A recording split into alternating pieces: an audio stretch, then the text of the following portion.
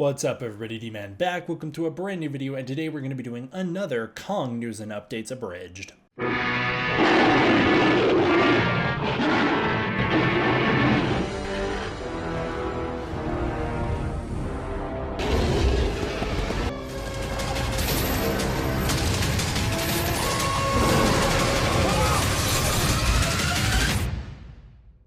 Alright, it's time to bring down the mood because I wanted to make an individual video highlighting all the moments from my Skull Island anime first official reveals news and update where I discussed my fears for the upcoming Skull Island anime. I thought it was very interesting reading the responses to this segment in the video, so I want to play the clip and then talk about a little bit of the response. I'm nervous for it. I'm very nervous for it. My big fears for it are I worry that it's going to be like that Jurassic Park show that came out where it's just a bunch of little kids doing little kid stuff, and that just bores me. I'm worried that it's going to be like the previous Kong thing that they did on Netflix, which was horrible. Also a bunch of little kids running around with King Kong. And my bigger fears are it's just not going to be very good, or that it's going to be just a thing that comes out and all of us go, how is that canon that just contradicts the canon that we know? It spits in the face of the canon that we're aware of, much like that Pacific Rim show did. Again, another situation where Netflix forced kids into this kaiju scenario, and it was okay. I mean, that show's okay, but clearly it didn't connect with audiences very well because they didn't do a third season of it. I don't even know anybody on Earth who watched season 2 of that show. But my fear is like, okay, so we're going to get this show of probably children, especially given what we'll talk about in a minute, who are stuck on Skull Island, and it's going to be this movie where it has no broader impact or implications on the MonsterVerse. It will contradict the canon of Kong Skull Island and will have literally nothing to do with the next phase of the MonsterVerse that we are currently entering. I'm nervous, man. I'm nervous, and I'm open to it being incredible, and hopefully it blows me away, but the fact that they're so quiet about it makes me nervous. It makes me be like, what are they sitting on? Did they cook up something incredible, or is it going to be like that Jurassic Park show, which has a dedicated fan base that is very small? I don't know, man. The plot synopsis for this show is released, and it states that we will follow the adventures of a shipwrecked crew that are trying to escape from a mysterious and dangerous island home to prehistoric monsters, including the Titan Kong. This is set years before Kong Skull Island and is supposed to be canon to the MonsterVerse. That all sounds nice and fun. A show that takes place before Skull Island, I think, could have a lot of potential, especially if it was the shipwrecked crew was supposed to be the Wanderer or the Venturer, depending on if we're going with King Kong 1933 canon or the MonsterVerse canon. I am nervous though, because Skull Island in the MonsterVerse is not supposed to be the home of prehistoric monsters. The prehistoric monsters are all dead by the time Kong Skull Island starts. So maybe if they kill them all off in this show, there's T-Rexes and stuff running around, and we just wipe them all out, and then we are rebooting to the point where Kong Skull Island starts. That's going to be fine with me. But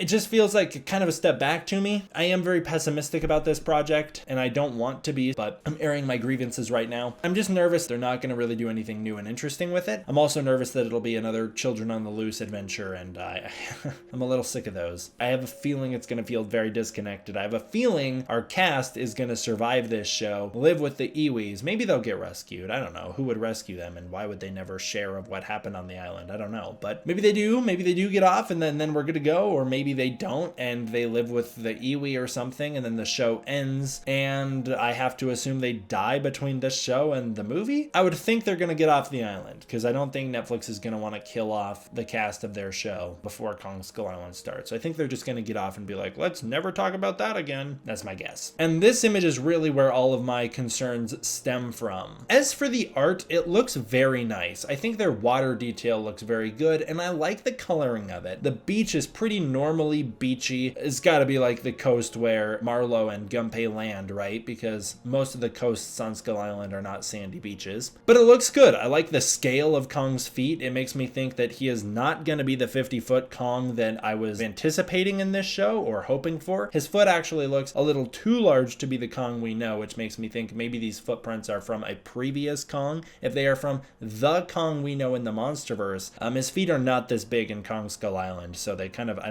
don't think they nailed the scale on that. The thing that really makes me nervous is if you zoom all the way into these two people in the footprint, they're very teeny. They're tiny little guys. They're two boys, very clearly children. Oh boy. One of them's wearing a green hoodie, and the other one's wearing this red kind of jersey styled shirt, a sleeveless shirt, bit of a vest or something.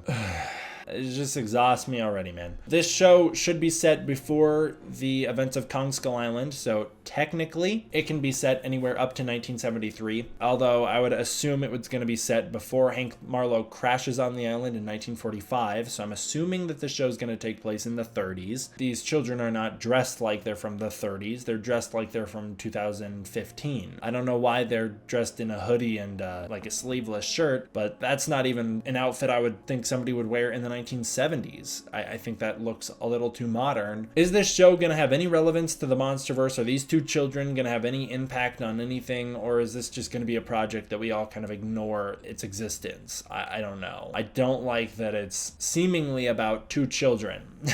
And I don't like the prod design. I think that their costuming is bad. I'm very negative on this show, and I apologize about that. I don't want to ruin it for anybody, but sometimes I just gotta make a video where I rant for a long time about how I'm nervous about a project. And then Godzilla vs. Kong comes out, and I go, I loved it. All of my videos where I was nervous about it are look at me being stupid. But that picture really makes me feel like I'm not gonna love this show.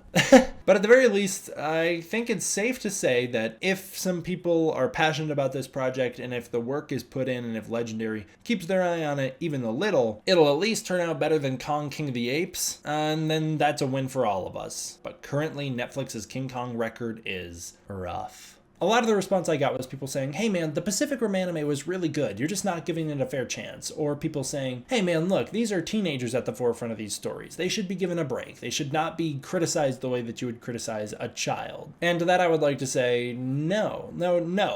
The Pacific Rim anime was fine, but it was a completely brand new continuity, and it was not what a lot of us thought it was going to be. A lot of us were hoping for a continuation of the story of Pacific Rim Uprising, and that was not what we got. We got a brand new continuity with brand new characters, with brand new lore, with a whole new way that the entire universe worked. The kaiju were different, the Jaegers were different, it was all different. That's not what I'm hoping for. I'm hoping for something to build upon and expand what we have already seen, and that's what this Skull Island anime is sort of promising. Also, I would just like to comment on a comment that I got in the last video. Thankfully, the guy was pretty understanding in the comment section. Cool guy, and I'm not trying to call him out or anything, but I did get a comment that was saying, well, the Pacific Rim anime was really good, and they told the story they wanted to tell, and that's why it ended. And to that I would say, regardless of the quality of that show, the ratings on that show were not great. It didn't get great reviews, and it got very little buzz. Like, nobody talked about it. That show's viewership was incredibly low. Had that show done super well, had people talked about it, had it got lots of attention on social media, they'd be doing a third season regardless of if the writers were like, well, we told the story we wanted to tell. They wouldn't have had to tell the story in 2 seasons. They could have told the story over many seasons. The fact is, Netflix just made the show, and when they made it, they already had pre-renewed it for a season 2, so they had a season 2 to play with, and then they went, oh, season 1 didn't perform as well as we thought, let's end the story. Is it possible that the story was always going to come to a conclusion in season 2? Maybe, but it's also probable that had they told that story and it ended the way it ended in season 2, which I don't know, I haven't seen it yet, and maybe it does have a satisfying ending, but the odds are that they would have still gone, let's make another season. If it was that successful, they would have made another season.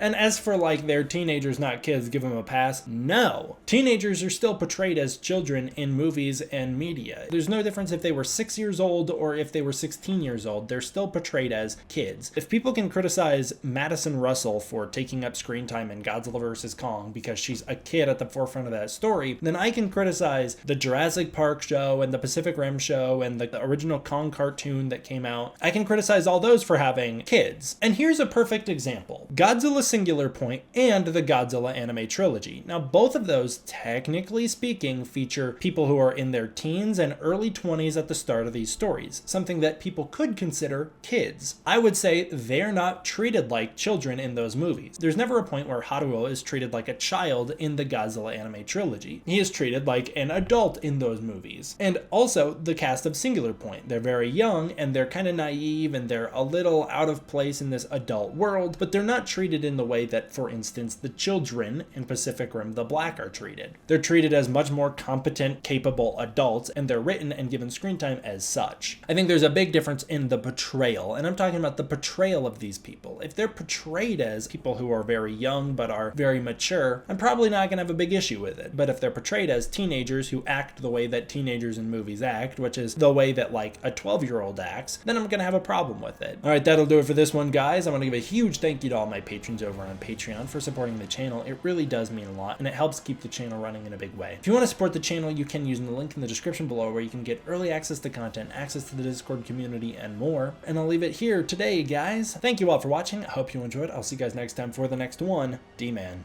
out.